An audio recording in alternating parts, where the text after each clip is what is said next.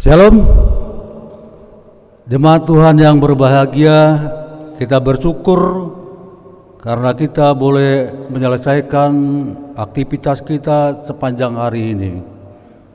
Saat ini kita bisa berkumpul bersama keluarga untuk mengikuti ibadah keluarga yang diizinkan oleh Tuhan, untuk kita berdoa, memuji dan mendengarkan firman Tuhan di tempat kita masing-masing.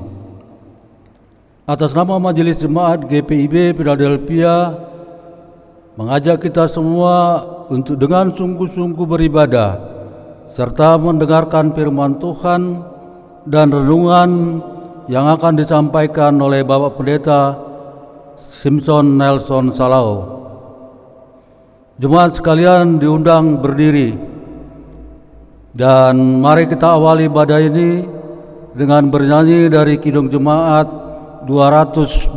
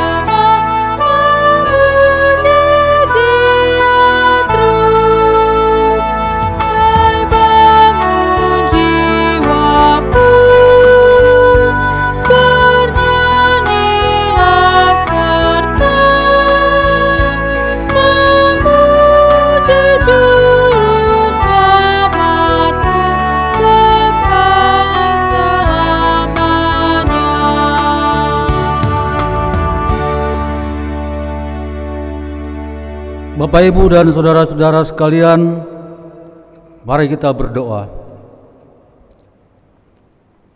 Ya Tuhan Allah, Bapa yang kami kenal di dalam nama anak-Mu Yesus Kristus, kami bersyukur karena di sepanjang kehidupan dan aktivitas kami, Tuhan selalu hadir serta setia memberkati kami.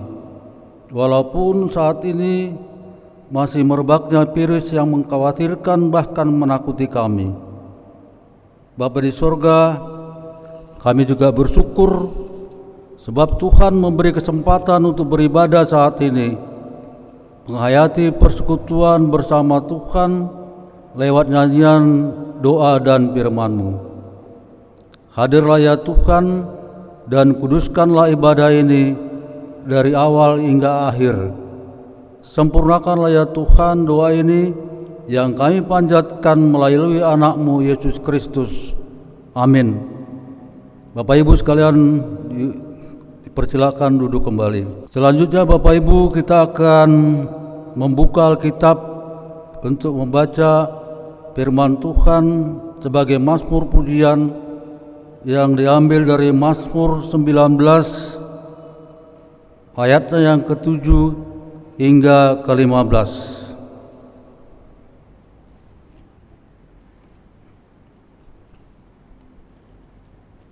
Mazmur 19 ayat yang ke-7 sampai dengan 15 berkata kepada kita, dari ujung langit Ia terbit dan Ia beredar sampai ke ujung yang lain. Tidak ada yang terlindung dari panas sinarnya. Taurat Tuhan itu sempurna, menyegarkan jiwa. Peraturan Tuhan itu teguh, memberikan hikmat kepada orang yang tak berpengalaman. Titah Tuhan itu tepat, menyukakan hati. Perintah Tuhan itu murni, membuat mata bercahaya. Takut akan Tuhan itu suci, tetap ada untuk selamanya. Hukum-hukum Tuhan itu benar, adil semuanya.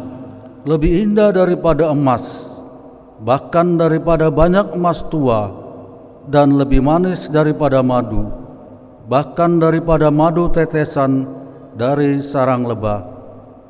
Lagi pula hamba-Mu diperingatkan oleh semuanya itu, dan orang yang berpegang padanya mendapat upah yang besar. Siapakah yang dapat mengetahui kesesatan? Bebaskanlah aku dari apa yang tidak kusadari.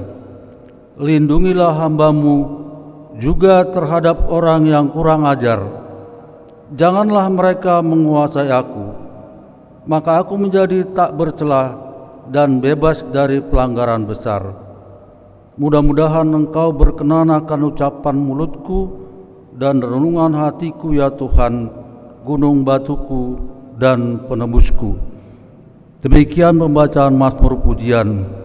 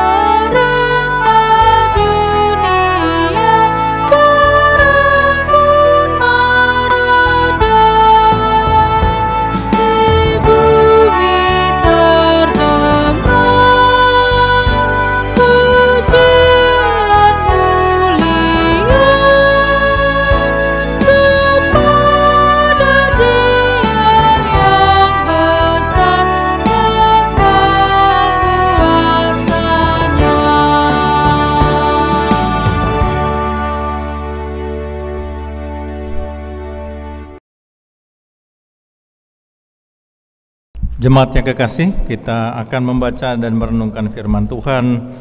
Marilah kita bersatu di dalam doa. Mohon bimbingan Roh Kudus, kita berdoa. Inilah kami Tuhan yang datang dengan syukur kepadamu, karena penyertaan-Mu lah yang memungkinkan kami berjumpa secara online di media online ini untuk beribadah bersama. Biarlah Tuhan menyertai kami, mengajarkan kehendak Tuhan, dan kami imani juga dalam kehendak Tuhan ada kebenaran. Ajarkanlah kami untuk hidup dalam kehendak Tuhan dan kebenaran sekaligus, sehingga kehidupan kami adalah kehidupan yang benar dan juga sekaligus diberkati. Inilah doa permohonan kami, di dalam nama Yesus Kristus kami berdoa. Amin. Jemaat Tuhan, marilah kita berdiri untuk mendengarkan firman Tuhan yang dibacakan dari kitab Amos pasal 2 ayat 4 sampai dengan ayatnya yang kelima. Amos pasal 2 ayat 4 sampai dengan ayatnya yang kelima yang menyatakan demikian. Beginilah firman Tuhan, karena 3 perbuatan jahat Yehuda, bahkan 4, aku tidak akan menarik kembali keputusanku. Oleh karena mereka telah menolak hukum Tuhan dan tidak berpegang pada ketetapan-ketetapannya, tetapi disesatkan oleh dewa-dewa kebohongannya yang diikuti oleh nenek moyangnya. Aku akan melepaskan api ke dalam Yehuda sehingga puri Yerusalem dimakan habis. Berbahagialah semua orang yang mendengar firman Tuhan dan melakukannya dalam kehidupan sehari-hari. Terpujilah Tuhan Yesus. Haleluya.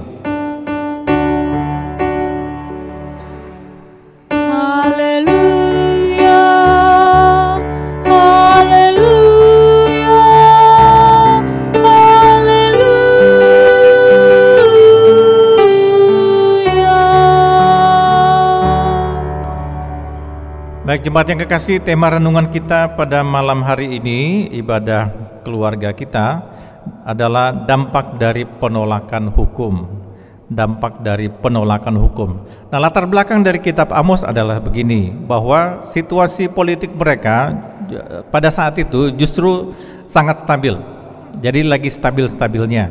Hanya agak bertolak belakang karena secara spiritual mereka tidak stabil, malah di bawah. Kehidupan spiritual mereka malah sangat bobrok pada saat itu. Paling tidak kita bisa baca dalam Amsal pasal 5, Amos pasal 5 ayatnya yang ke-12 dan ayatnya yang ke-13. Di sana dikatakan demikian. Amos pasal 5 ayat 12 dan 13, sebab aku tahu bahwa perbuatanmu yang jahat banyak dan dosamu berjumlah besar. Hai kamu yang menjadikan orang benar terjepit, yang menerima uang suap, dan yang mengesampingkan orang miskin di pintu gerbang. Sebab itu orang yang berakal budi akan berdiam diri pada waktu itu, karena waktu itu adalah waktu yang jahat. Jadi dalam pembacaan kita, latar belakangnya justru mereka sangat makmur, latar belakangnya mereka secara politik sangat stabil. Tetapi dalam situasi seperti itu, kehidupan spiritualitas mereka justru tidak stabil. Kehidupan mereka justru jadi tidak benar. Ada dua hal yang bertabrakan di sini. Di satu sisi kehidupan mereka sangat stabil, sangat diberkati. Itulah doa kita dalam menjalani kehidupan, selalu kita berpikir bahwa Tuhan harus memberikan kestabilan, Tuhan harus memberikan banyak berkat dalam kehidupan, karena pemahamannya kalau banyak berkat maka kehidupan kita stabil, kalau stabil maka kehidupan kita biasanya benar. Tapi ternyata dalam pembacaan kita belum tentu juga mereka yang stabil dan diberkati oleh Tuhan, belum tentu juga kehidupan mereka setara, selaras dengan berkat itu. Justru mereka bisa jadi arah kehidupan spiritualitas mereka justru bisa berlawanan. Paling tidak pengalaman atau yang dijumpai oleh Amos menegaskan kepada kita bahwa justru ketika sangat stabil malah justru harus berhati-hati. Jadi di dalam kestabilan berkat yang melimpah dalam kehidupan bangsa Israel, ternyata mereka ada sesuatu, ada yang tidak seimbang lah dalam kehidupan mereka. Nah, jemaat yang kekasih, kita boleh belajar dalam pembacaan kita bagaimana hal ini bisa terjadi dalam kehidupan, sehingga kehidupan kita yang selalu kita minta diberkati oleh Tuhan dengan melimpah, bagaimana hal itu kita nikmati, tetapi hal itu tidak membuat kita jatuh di dalam seperti yang dijumpai dalam Amos pasal 5 ayat 12 dan ayatnya yang ke-13. Nah, kita lihat dulu bagian pembacaan kita. Bagian pembacaan kita saya bagi dua. Yang pertama dikatakan demikian pada pasal 4. Dikatakan demikian, beginilah firman Tuhan, karena 3 perbuatan jahat Yehuda, bahkan 4, aku tidak akan menarik kembali keputusanku, oleh karena mereka telah menolak hukum Tuhan dan tidak berpegang pada ketetapan-ketetapannya. Nah, kita garis bawahi dulu kalimat, oleh karena mereka telah menolak hukum Tuhan dan tidak berpegang pada ketetapan-ketetapannya. Nah, dalam pembacaan kita, jemaat yang kasih, penolakan pada hukum Tuhan. Ada penolakan pada hukum Tuhan, dan kemudian bangsa Israel tidak mau lagi berpegang pada kebenaran-kebenarannya, justru pada saat mereka diberkati. Nah, biasanya kita selalu berpikir bahwa kita lepaskan aturan Tuhan, kita tidak hidup berdasarkan kehendak Tuhan pada saat mana? Pada saat kita rasa kita tidak diberkati. Tapi gejala dalam kehidupan bangsa Israel yang ditemukan oleh Amos adalah justru ketika diberkati, mereka tidak lagi mau melakukan hukum Tuhan, tidak lagi mau hidup berdasarkan keputusan dan ketetapan Tuhan. Nah, kita harus pahami demikian. Kebenaran itu datang dari aturan. Kebenaran itu datang dari ketetapan. Keadilan itu datang dari aturan. Keadilan itu datang dari ketetapan-ketetapan. Jadi ketika kita menolak aturan Tuhan, menolak ketetapan Tuhan, maka secara tidak langsung kita menolak kebenaran. Itu saja intinya. Kita menolak kebenaran, dan ketika kita menolak kebenaran yang datangnya dari Tuhan, maka bisa jadi kita juga sedang menolak Tuhan sebenarnya. Kita mau minta berkatnya, tapi kita menolak Tuhannya. Kita menolak juga kehidupan kita yang diatur berdasarkan kehendak Tuhan. Jadi kita harus pahami bahwa penolakan kita terhadap aturan, kehendak Tuhan, ketetapan Tuhan, itu berarti kita menolak sekaligus kebenaran yang datang dari Tuhan dan keadilan yang Tuhan kehendaki. Jadi di sini kita bisa pahami bahwa kenapa secara spiritualitas bangsa Israel bisa jatuh ketika diberkati. Ya, karena mereka sebenarnya sedang menolak apa yang Tuhan mau, sedang menolak ketetapan-ketetapannya Tuhan, sedang menolak kebenaran Tuhan. Jadi dalam kehidupan yang diberkati, terkadang yang benar itu ditolak, yang tidak benar justru diambil dalam kehidupan. Lalu disitulah kita merasa kita benar. Jadi hidup berdasarkan tanpa kebenaran Tuhan, tanpa keadilan Tuhan, buat kita ya itulah yang benar. Nah, mengapa demikian? Nah, kita lihat pada kalimat selanjutnya. Jadi yang pertama kita dapatkan bahwa menolak hukum Tuhan, menolak ketetapan Tuhan itu sekaligus menolak kebenaran. Jadi kebenaran itu datang dari aturan, kebenaran itu datang dari hukum. Nah, yang kedua dari pergumulan dalam kehidupan bangsa Israel adalah begini, kalimatnya ya dalam pasal 4. yang bagian yang belum kita baca dikatakan demikian. Tetapi disesatkan oleh dewa-dewa kebohongannya yang diikuti oleh nenek moyangnya. Tetapi disesatkan oleh dewa-dewa kebohongannya yang diikuti oleh nenek moyangnya. Jadi selain mereka menolak, ada satu dasarnya mereka menolak. Kenapa? Karena mereka mau hidup dengan penuh dengan manipulasi, hidup dengan kebohongan. Nah, dalam pembacaan kita, datangnya kebohongan datang dari mana? Ya karena mereka jatuh di dalam penyembahan-penyembahan berhala. Jadi bisa dibayangkan kehidupan mereka, di satu sisi diberkati, minta berkat dari Tuhan, tapi di satu sisi memang kaki mereka masuk dalam penyembahan berhala. Ya mirip-mirip kita lah kan, satu sisi kita bicara kebenaran, tapi sisi lain kaki kita bisa ada dalam ketidakbenaran. Di satu sisi kita bicara cinta kasih, tapi di sisi yang lain kaki kita tidak pada cinta kasih. Pada akhirnya cinta kasih tidak penuh, pada akhirnya kebenaran juga tidak penuh dari dalam kehidupan. Nah, dalam pembacaan kita sudah ditegaskan bahwa mereka, mengapa bisa demikian? Karena mereka disesatkan oleh apa? Oleh dewa-dewa kebohongan. Mungkin pada saat ini kita sebagai orang percaya tidak masuk dalam penyembahan berhala, tidak masuk di dalam penyembahan kebohongan seperti itu. Tetapi kehidupan kita bisa jadi masuk di dalam wilayah kebohongan. Datang dari mana? Bisa jadi dari manipulasi-manipulasi yang kita jalani sendiri dalam kehidupan, yang kita bangun sendiri, kehidupan yang manipulatif seperti itu, yang kita kembangkan dalam kehidupan. Katanya mengasihi, tapi ternyata kehidupan kita manipulasi. Kasih kita manipulasi kasih kita. Katanya kita mencintai, tapi dalam kehidupan terkadang cinta yang Tuhan kehendaki tidak mau kita lakukan. Karena apa? Kita manipulasi cinta itu untuk apa? Untuk kepentingan kita sendiri. Nah, bangsa Israel jatuh di dalam hal itu. Nah, jemaat yang kekasih, dalam menjalani kehidupan inilah pergumulan kita, bahwa ya terkadang kita suka memanipulasi diri. Kita suka dengan kehidupan yang manipulatif seperti itu. Ini yang pada akhirnya membuat di satu sisi kita selalu minta berkat dari Tuhan, tapi di sisi yang lain semakin kita diberkati, justru perbuatan kita tidak kelihatan bahwa kita adalah orang yang diberkati, malah kelihatan sebagai orang yang tidak diberkati. Amos pasal 5 ayat 12 dan 13 sudah menunjukkan justru mereka melakukan penindasan ketika kehidupan mereka diberkati. Nah, mereka masuk dalam kehidupan yang manipulatif, sudah diberkati tapi perilakunya tidak diberkati. Nah, dua hal ini kita pelajari dalam kehidupan kita. Yang pertama, kita mau tidak hidup yang jujur, mau tidak hidup yang benar di hadapan Tuhan.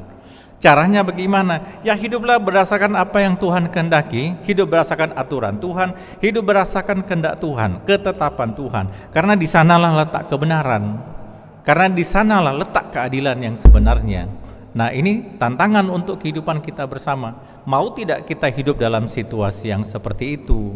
Nah, kemudian kita menyadarkan diri juga bahwa ya sudahlah, kita berhenti dengan hal-hal yang manipulatif dalam kehidupan kita, yang kita bawa dalam kehidupan, yang pada akhirnya kita bukan orang yang diberkati, tapi kita adalah orang yang terhukum. Kita harusnya orang yang diselamatkan, tetapi justru kita orang yang terhukum dalam kehidupan. Nah, inilah yang harus kita hindari. Jadi di satu sisi melalui pembacaan kita supaya Allah tidak menghukum kehidupan kita, di satu sisi yang pertama, hiduplah di dalam kebenaran. Bagaimana caranya hidup dalam kebenaran? Ya hiduplah berdasarkan aturan, hiduplah berdasarkan kehendak yang Tuhan nyatakan dalam kehidupan kita. Sekali lagi, dalam aturan Tuhan, dalam ketetapan Tuhan, disitulah letak kebenaran, disitulah letak keadilan yang sebenarnya. Kemudian yang kedua, marilah kita menjalani kehidupan ya dengan benar, dengan adil, dengan jujur, sehingga kita tidak jatuh di dalam kehidupan yang manipulatif, yang memanipulasi banyak hal dalam kehidupan, sehingga kehidupan kita ya benar-benar saja, ya jujur-jujur saja dalam menjalaninya.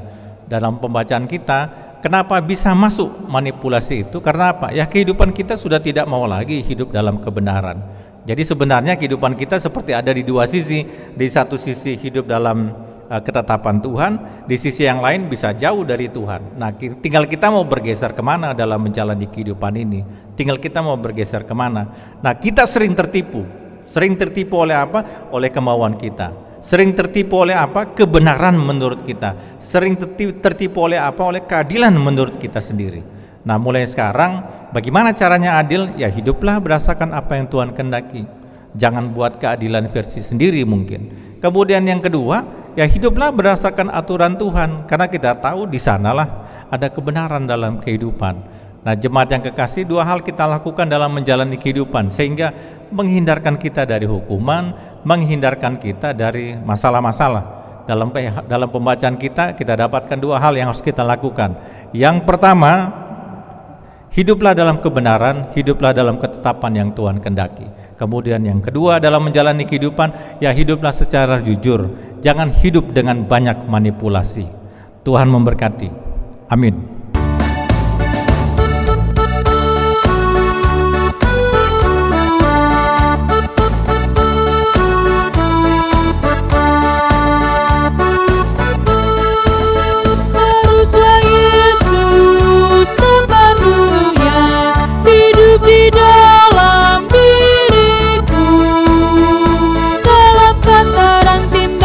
Waktu tidur atau jaga, Yesus hidup dalamku.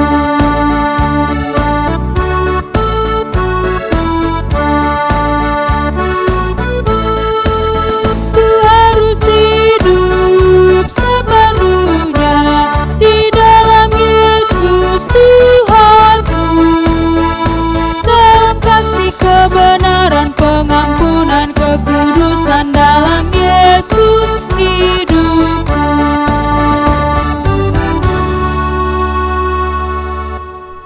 Jemaat Tuhan, marilah kita bersatu di dalam syafaat kita. Kita berdoa. Kami datang kepadamu, kami mohon agar Tuhan tetap memegang tangan kami, sehingga dalam kehidupan ini kami tetap hidup dengan ketetapan Tuhan, hidup dengan peraturan Tuhan, hidup dengan kehendak Tuhan. Karena kami yakin disitulah letak kebenaran, disitulah letak keadilan. Lalu kami akan hidup dalam kebenaran, keadilan, dan kejujuran. Jauhkanlah kami dari hidup yang memanipulasi banyak hal, yang pada akhirnya kehidupan kami tidak menjadi benar, yang pada akhirnya kehidupan kami tidak menjadi adil. Padahal kami diberkati dalam kebenaran, kami diberkati untuk menjadi adil. Untuk itu ya Bapa, berikanlah kami tuntunan, tetap pegang tangan kami dan tegurlah kami, agar dalam kehidupan kami diberkati. Janganlah kami seperti bangsa Israel yang pada akhirnya sampai ke dalam puri Yerusalem, pada akhirnya akan dihancurkan oleh Tuhan. Sampai ke dalam kehidupan, letak kehidupan bangsa Israel, tempat di mana raja ada, justru disitulah kehancuran akan dibawa. Untuk itu ya Tuhan, kami mohon selamatkan kami, mampukan kami hidup baik, hidup jujur dan benar dalam kehendak Tuhan, dan itulah kebenaran sebenarnya. Jauhkan kami dari hidup manipulasi, mau benarnya sendiri, adil menurut apa yang kami mau sendiri. Ya Tuhan, ajarkanlah kami untuk taat kepadamu, untuk hidup berdasarkan apa yang Tuhan kehendaki. Mampukanlah kami memahami apa yang Tuhan kehendaki.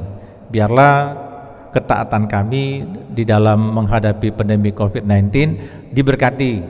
Mampukanlah kami untuk menjalani kehidupan dengan tidak memanipulasi kondisi pada saat ini, khususnya Kota Medan dalam zona merah.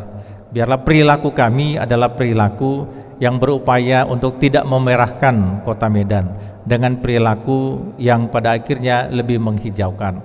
Mampukanlah kami menyadari bahwa COVID ini adalah perang bersama, dan mampukanlah kami untuk mensupport bahwa peperangan yang sedang terjadi di ruang-ruang isolasi kami topang. Biarlah cara kami menjaga diri adalah cara kami menghormati juga akan saudara-saudara kami, khususnya para medis yang sedang berupaya di zona-zona paling merah, yaitu di rumah sakit.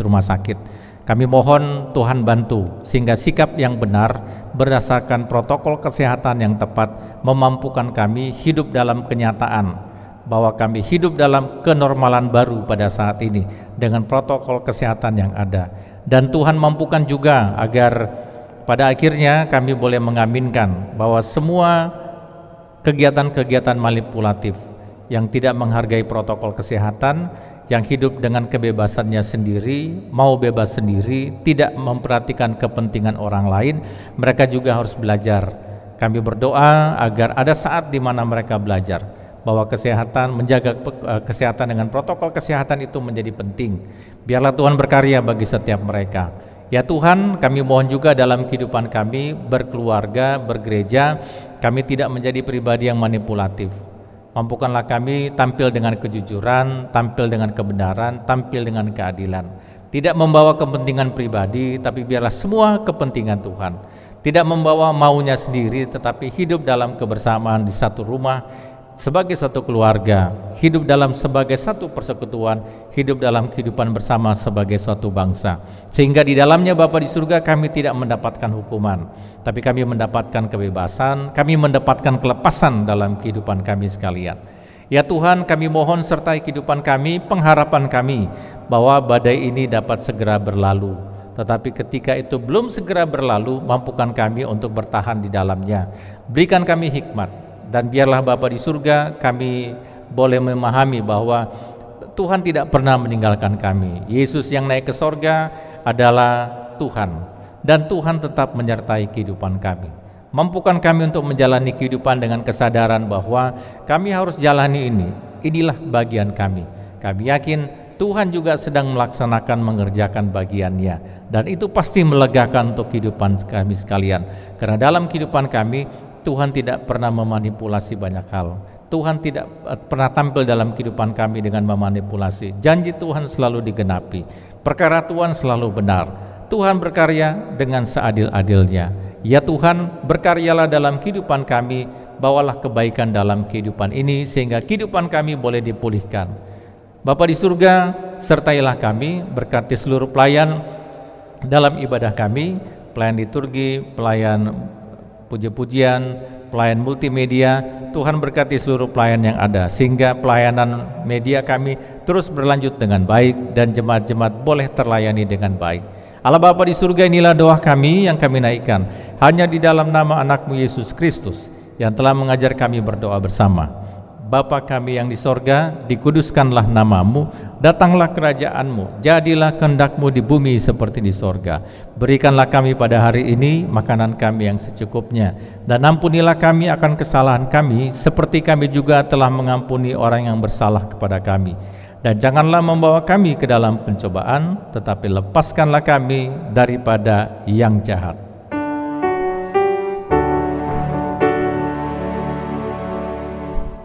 Karena Engkaulah yang mempunyai kerajaan dan kuasa dan kemuliaan sampai selama-lamanya.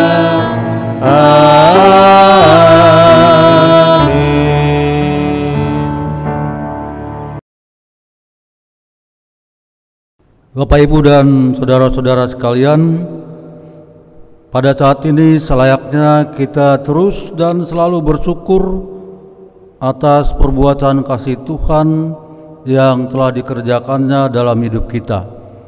Oleh sebab itu, layaklah kita menyatakan rasa syukur lewat pemberian persembahan. Firman Tuhan dalam Ulangan 16 ayat 16b sampai dengan 17 berkata, janganlah ia menghadap Tuhan dengan tangan hampa, tetapi masing-masing dengan sekedar persembahan sesuai dengan berkat yang diberikan kepadamu oleh Tuhan Allahmu. Tuhan memberkati saudara dan persembahan saudara. Kita bernyanyi dari Kitab Bakti 221 bait 1 dan 3.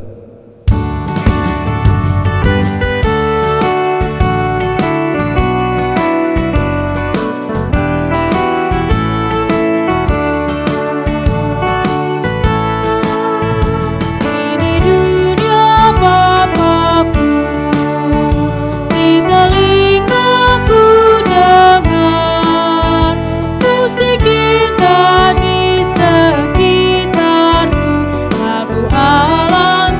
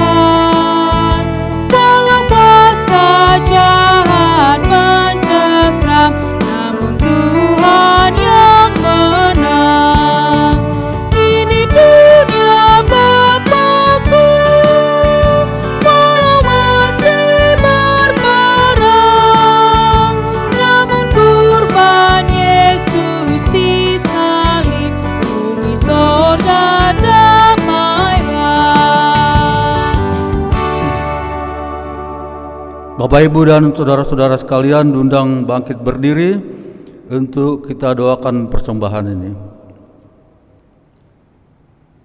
Ya Tuhan yang Maha Kasih, kami bersyukur kalau kami sudah boleh mendengar firman-Mu dan saat ini kami sudah mengumpulkan persembahan. Kepadamu-lah kami bawa persembahan ini, terimalah dan kuduskanlah Tuhan, sehingga berguna untuk pekerjaan memuliakan nama-Mu dan juga berkat bagi orang lain. Dalam nama Yesus Kristus kami berdoa. Amin. Jemaat Tuhan, kembalilah dengan sejahtera dalam kehidupanmu sehari-hari dan lakukanlah firman Tuhan yang telah kita dengarkan.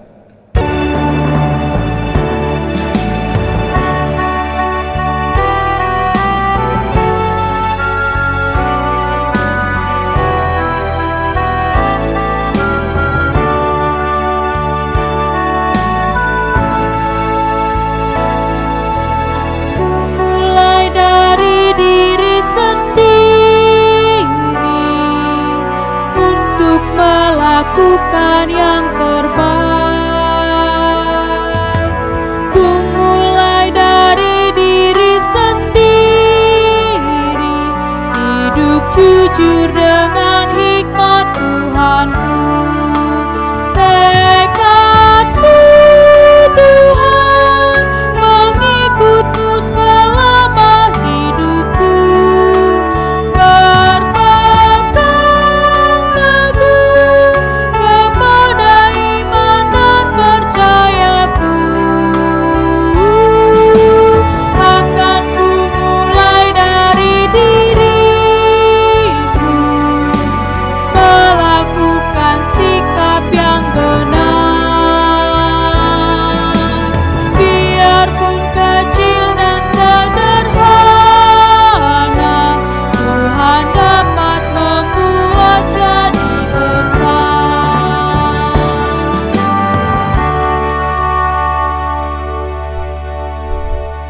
Arahkanlah hati dan pikiranmu kepada Tuhan dan terimalah berkat-Nya.